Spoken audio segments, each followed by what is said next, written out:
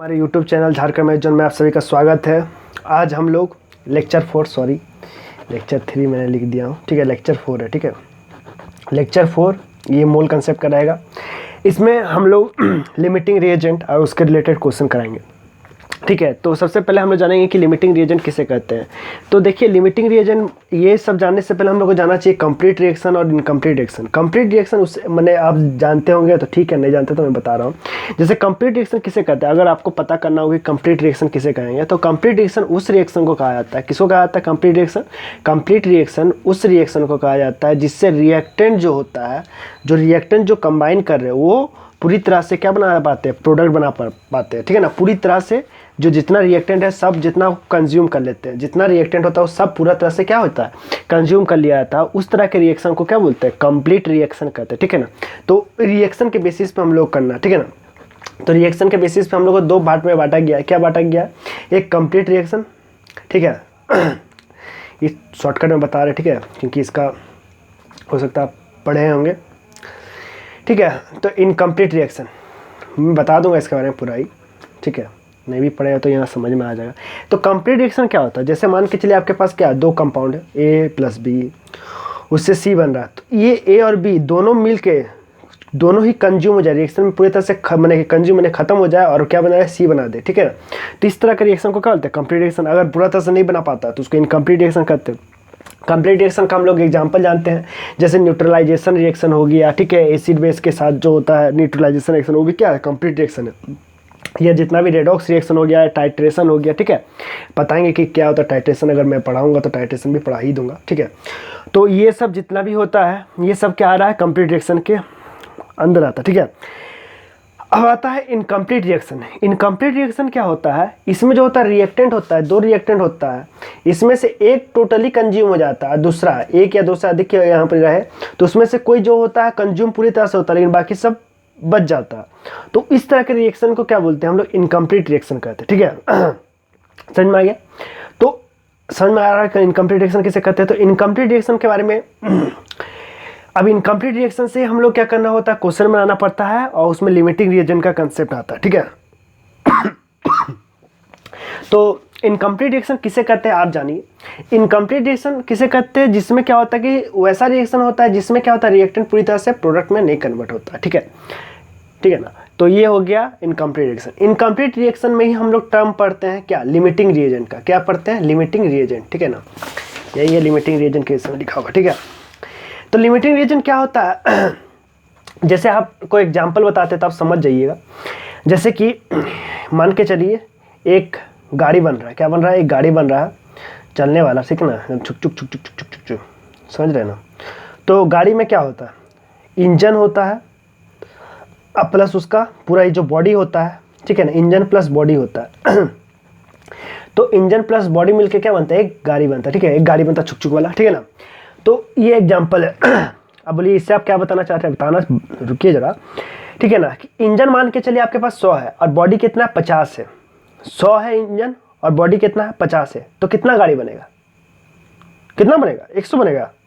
Engine 100 है इसलिए 100 बनेगा। बाबू बॉडी कितना है, बॉडी मैंने बॉडी ये गाड़ी का ऊपर वाला पार्ट को बॉडी बोला है, कितना है, ये 100 है और ये कितना है, 50 है। तो गाड़ी कितना बनेगा, गाड़ी 50 ही बनेगा भाई। क्यों बनेगा, क्योंकि देखो इंजन प्लस बॉडी मिलके ना गाड़ी बनेगा।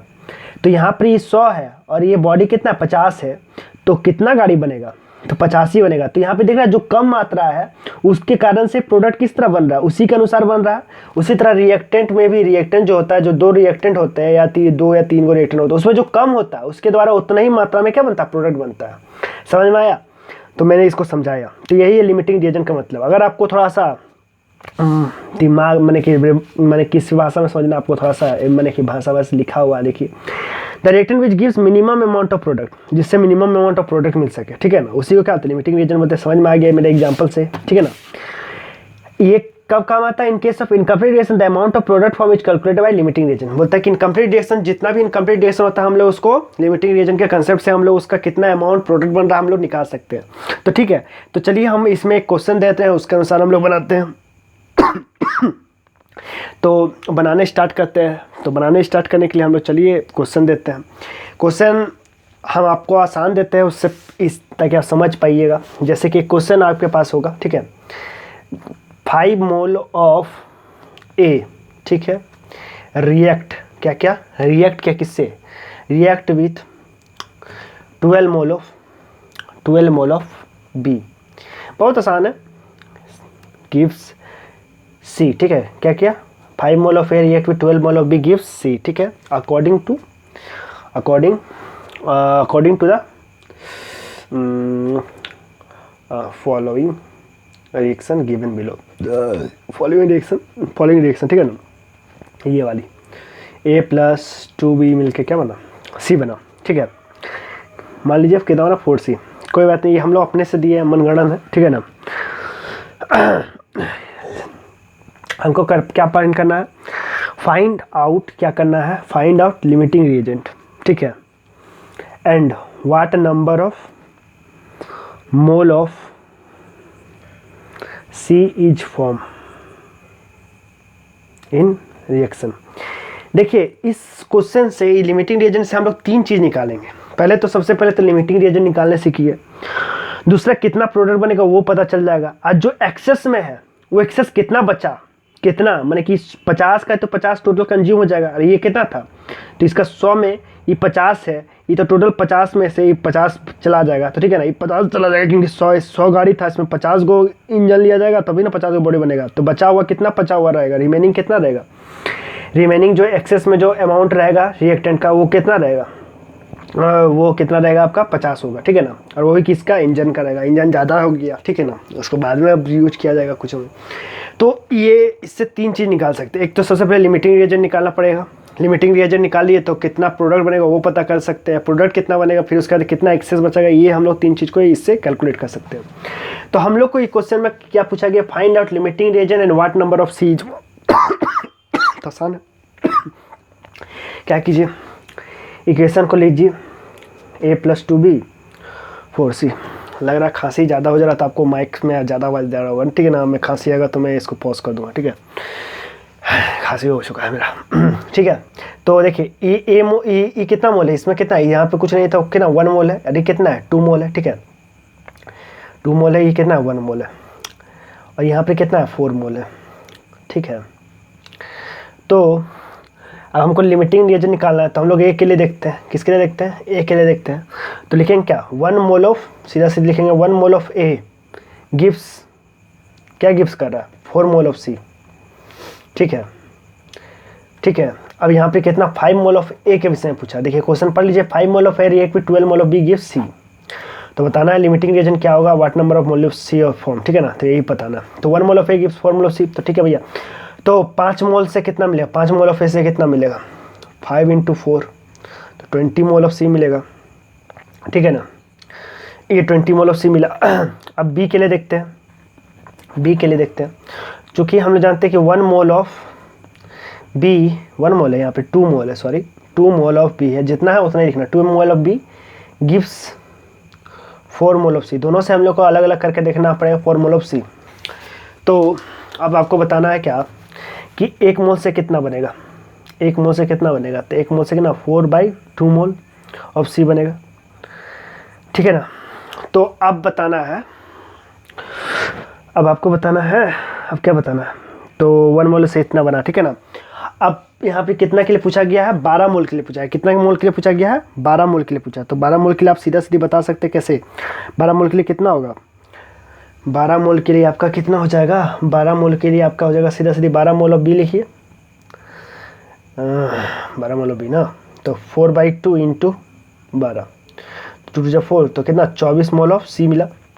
देखिए कितना मोल मिला, बी से 24 मोल बन रहा है, बी से कितना बना आपका 24 मोल बना, ठीक है, रेड पेन मिला, मिल गया, 24 मोल ऑफ सी बना, ठीक है। और इससे ए से कितना हो रहा है 20 मोल ऑफ सी, सबसे कम किससे बन रहा है, इससे बन रहा है, यही है लिमिटिंग रिएजेंट।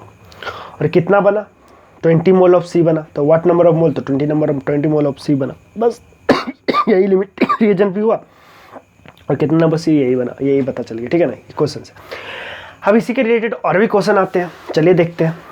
ये सब क्वेश्चन जो होता है बहुत ही ऐसा अच्छे क्वेश्चन है। देखिए अब क्वेश्चन में क्या किया गया है कि पूछा गया कि 50 ग्राम ऑफ कैल्शियम कार्बोनेट लिया गया। कितना कार्बोनेट लिया गया? 50 ग्राम ऑफ कैल्शियम कार्बोनेट लिया गया, ठीक है।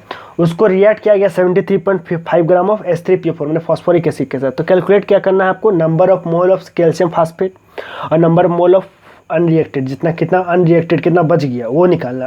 उसमें तो मैंने नहीं बताया था इस बारे में कि कितना बच गया, तो हम लोग इसमें बनाते हैं और इससे पता करते हैं सब कुछ। लिमिटिंग रिएजेंट पता चल जाएगा तो सबसे पहले लिमिटिंग रिएजेंट निकालना पड़ेगा। तो सबसे पहले सब कुछ काम करने से पहले हम लोग को रिएक्शन लिखना पड़ेगा। तो कैल्शियम कार्बोनेट और उसके बाद H3PO4। देखिए रिएक्शन को बैलेंस कीजिएगा, ज़रूरी है। कैल्शियम Ca3PO4 होल 2, ठीक है, ये बनता है। और क्या बनेगा? CO2 निकलेगा छोटू मेरा और H2O निकलेगा, ठीक है, H2O, ठीक है। तो यहाँ कैल्शियम फास्फेट कितना है? Ca3 कितना है? कैल्शियम कितना? 3 है। तो रिएक्शन को सबसे पहले बैलेंस कीजिए, तो यहाँ पे 3 कीजिए और यहाँ पर क्या कीजिए कि कार्बन कितना है? कार्बन यहाँ तो कार्बन 3 है, 3 कार्बन हो गया। तो यहाँ पे 3 CO2 करना पड़ेगा आपको। जब यहाँ 3 CO2 कीजिए तो हाइड्रोजन यहाँ पर कितना हो जाएगा? 3 2 6 या फॉस्फेट हो गया PO4 होल 2 में 4 2 8। हाइड्रोजन 2 है यहाँ और हाइड्रोजन यहाँ 3 है, ठीक है। 3 2 6 ऑक्सीजन हो गया। यहाँ 3 3 9 है और PO4 होल 2 है, ठीक है, 2 बार है। तो PO4 होल 2 2 बार है, तो इसको हम लोग कितना 2 बार कर देते हैं। 2 बार करने से होगा काम, देखते हैं। तो 2 3 6 हाइड्रोजन हो जाएगा। यहाँ पे कितना हाइड्रोजन है? 2 हाइड्रोजन है, तो यहाँ पे 3 देना पड़ेगा। तो 3 ऑक्सीजन इधर, 3 6 ऑक्सीजन, 9 ऑक्सीजन हो गया इधर भी 9 ऑक्सीजन होगी। इधर 6 हाइड्रोजन हो गया, इधर 6 हाइड्रोजन हो गया। मतलब एक तरह से बैलेंस है, ठीक है ना, कोई दिक्कत, बैलेंस है रिएक्शन पूरे तरह से, ठीक है। तो बस वही चीज़ को निकालना है, क्या लिमिटिंग रिएजेंट। तो देखिए हमको कैल्शियम फास्फेट के लिए पूछा है, तो वही 3 मोल लिखिए, इसका 2 मोल लिखिए, इसका 1 मोल लीजिए। तो 3 मोल ऑफ वही चीज़ को सीधा लिखता है। अब लिखना है, बनाइए आप, मेरा से पहले बना सकते। 3 मोल ऑफ कैल्शियम कार्बोनेट से कितना बना? 1 मोल ऑफ Ca3PO4 होल 2, ठीक है ना। तो 1 मोल से कितना बनेगा? 1 मोल ऑफ COCO3 से 1/3 मोल ऑफ Ca3PO4 होल 2 बनेगा। अच्छा, ये किसके लिए हम लोग कर रहे हैं? कैल्शियम कार्बोनेट से कर रहे हैं। अच्छा बाबू, लेकिन यहाँ 50 ग्राम कैल्शियम कार्बोनेट दिया है। ये तो बहुत ब्लंडर मिस्टेक का तरह है कि 50 ग्राम हमको मोल में इसको चेंज करना पड़ेगा। मोल में तो चेंज करना ही आता है। NH को क्या था? Weight by molecular weight given weight by molecular weight given weight कितना? 50 ग्राम। कैल्शियम कार्बोनेट का वेट कितना होता है? आपको पहले निकाल के दिखाए थे, कैल्शियम कार्बोनेट का 100 होता है, ठीक है। तो कितना हो गया? 1/2 मोल निकल गया, किसका? कैल्शियम कार्बोनेट का। उसी तरह फास्फोरेट इसका भी निकाल लेते हैं हम लोग, ठीक है ना। तो निकालते इसका कितना होता है मोल? तो 73.5 बाई इसका मोलिकुलर वेट तो हमको निकालना पड़ेगा इसका। H3PO4, वाह, ये 3 हो गया। 3 × 1 3। फास्फोरेट का कितना होता है? फास्फोरस का कितना होता है? 15। इसका 31 होता है और इसका 64 होता है। तो 3 1 4 4 34 और 64 4 4 8 98 आ गया। कितना आ गया? 98 आ गया। 98 इसको सिंपल रेशियो में लाइए। सिंपल रेशियो में लाइए मतलब इसको काटिए और कचिए। काटना है, काटा काटी में तो हम लोग मास्टर रहता है ना। 5 1 5 6 7 2 5 4 20 7 35। इधर कितना होगा? 5 1 5 9 6, ठीक है। अब इसको कितना से काटेंगे? 7 2 14, हाँ 7 2 14, 7 1 7 7 2 14 और 7 8 56, 7 3 21, 7 4 21। मीन्स किसका कितना है? 3/4 मोल H3PO4 का है, ठीक है। निकाल के रख लीजिए, काम आएगा ही यहाँ पर ही। तो इसका कितना था? 1/2 मोल ऑफ कैल्शियम कार्बोनेट। तो 1 मोल से इतना बना, तो 1/2 मोल से कितना बनेगा? बस लिखिए 1/3 × 1/2 कितना आ गया? 1/6, ठीक है ना। तो इससे हो गया। उसी तरह आपको किससे निकालना है? आपको निकालना है इससे H3PO4 से, ठीक है ना। H3PO4 से निकालना आप, तो वही लिखिएगा 2 मोल से 2 मोल ऑफ H3PO4 गिव्स, छोटा छोटा लिखना पड़ेगा लग रहा है, जगह कम जाएगा क्या, 1 मोल ऑफ Ca3PO4 होल 2, ठीक है ना। तो 3/4 से कितना बनेगा, 3/4 से कितना बनेगा, तो 1/2 इंटू 3/4 करिए, 3/8, ये 1/6 है, 3/8 है, करके देखिएगा तो इससे आएगा आपका कितना आ जाएगा 6, 0.10, हाँ 6 1 6, 0.1 के समथिंग, और इससे करेंगे तो 0.0 और 2 हाँ इससे 0.3 के अलावा इससे 0.1, मैंने यही क्या हो गया आपका लिमिटिंग रिएजेंट हो गया। पूरा ध्यान से देखिए बाबू, कौन हो गया आपका लिमिटिंग रिएजेंट, आपको पता चला कैल्शियम कार्बोनेट लिमिटिंग रिएजेंट हो गया, ठीक है। और इतना ही मोल क्या बनेगा आपका, कैल्शियम फास्फेट बनेगा, इतना तो पता है। अब बचा रिमेनिंग कितना, नंबर ऑफ मोल कितना अनरिएक्टेड बचेगा, तो इसको निकालने के लिए भाई फिर से लिखना पड़ेगा हमको। मेरे पास यहाँ पे थोड़ा जगह है, मैं इसी में बनाता हूँ, ठीक है। क्या बनाऊँगा इसमें, बनाऊँगा क्वेश्चन और क्या। तो अब देखना है कि इनिशियली कितना मोल दिया हुआ था, देखिए इनिशियली यहाँ पर रिएक्शन में कितना दिया था 1/2, तो लिखिएगा वही फार्मूला को, मैंने कि ये रिएक्शन को फिर से लिखिएगा, ठीक है ना। Ca3PO4 होल 2, ठीक है, प्लस 3CO2 प्लस 3H2, तो ये कितना मोल था, 1/2 मोल दिया गया था, ठीक है। ये भी कितना था, ये आपका दिया हुआ था 3/4, और इनिशियली 0 कुछ नहीं बना था, और यहाँ पर ही इनिशियली ये इतना था मोल। अच्छा घटेगा कितना से, घटेगा यहाँ पे 3 मोल है, 3 मोल है, तो घटेगा कितना से, यहाँ पर 3x से, मान लीजिए x लेट कर लिए, 3x से घटेगा, यहाँ पर कितना से घटेगा -2x से, ठीक है ना। और यहाँ पर ही बढ़ेगा कितना से, x मोल से प्लस x से, ठीक है ना। तो टोटल कितना हो गया, टोटल अब बचा कितना रिमेनिंग, 1/2 माइनस 3x और 3/4 -2x, और यहाँ पर कितना x ही बचा। अच्छा बताए थे कि कितना बना था, जितना x यहाँ पर ही है उतना ही बना था, तो x कितना आया था मेरा, कितना आया था 1/6 आया था, तो वही 1/6 को फिर से लिख देना, तो x का वैल्यू कितना आया था 1/6, उसी को लिख देना, तो यही x का वैल्यू है। और बोले थे कि लिमिटिंग रिएजेंट कौन है, कैल्शियम कार्बोनेट, तो कैल्शियम कार्बोनेट पूरी तरह से क्या होना चाहिए, कंज्यूम हो जाना चाहिए रिएक्शन में, ठीक है ना। तो मैं यहाँ जगह कम पड़ जा रहा है, ठीक है। देखिए यहाँ पर 1/2 माइनस 3x है और 3/4 2 - x है, तो देखिए इसका तो पूरा तरह से खत्म हो जाएगा, 0 हो जाएगा। देखिए 1/6 लिखिएगा तो 3 2 6, 1/2 1/2 0 हो जाएगा। अब अच्छा यही इतना ही रिमेनिंग बच रहा है, तो रिमेनिंग कितना बचा 3/4 माइनस 2x के वैल्यू क्या लिखे 1/6, तो 2 3 6, तो रिमेनिंग कितना बच रहा है 4 3 12 एलसीएम आपका, और 4 3 12 3 3 9 और 3 4 12, तो 5/12 मोल क्या हो रहा है रिमेनिंग बच रहा है H3PO4 का, ठीक है। ये निकाल दिए, ठीक है। अब और भी है क्वेश्चन, ठीक है, एक मैंने बना दिया, आप दूसरा आप ट्राई कीजिए।